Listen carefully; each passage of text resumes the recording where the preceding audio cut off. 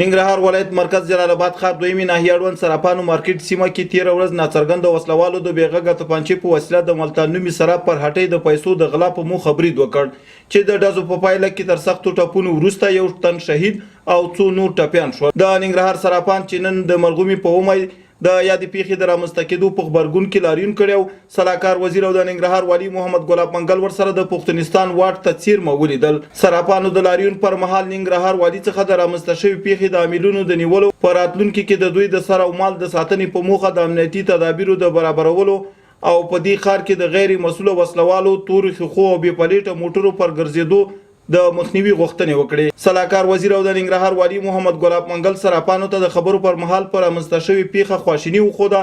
د پیښې شهید ته د فردوس جنت او ټپیانو ته د بیړنۍ روغتیا هیله وکړه.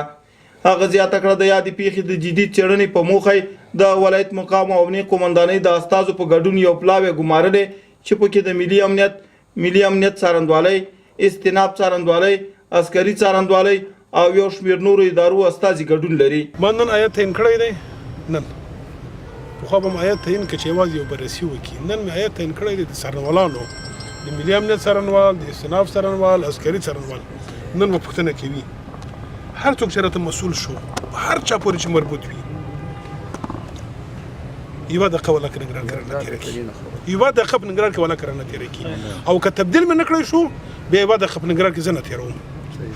دا زما تاسو سره قول دی او دا مې در سره واده ده. نوموړي ویل یاد پلاوی به د قضیې هر اړخیزې څېړنې وکړي او معلومه به کړي چې د پیښې د رامنځته کېدو پر مهال کومو مسؤلینو په دنده کې غفلت کړی دی، چې د تحقیق وروسته به په دنده کې پاتې کسانو سره تر ټولو سخت قانوني چلند وکړي.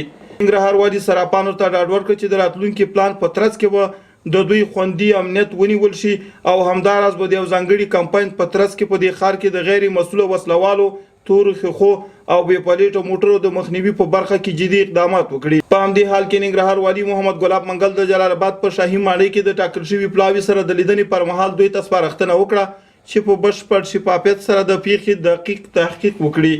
نوموړي همداراز پلاوي ته سپارښتنه وکړه چې په ښار کې د پیښو د مخنیوي او عاملینو د مجازاتو په موخه مسلکي پلان جوړ او د وروستي اجراتو په موخه له نوموړي سره شریک کړي.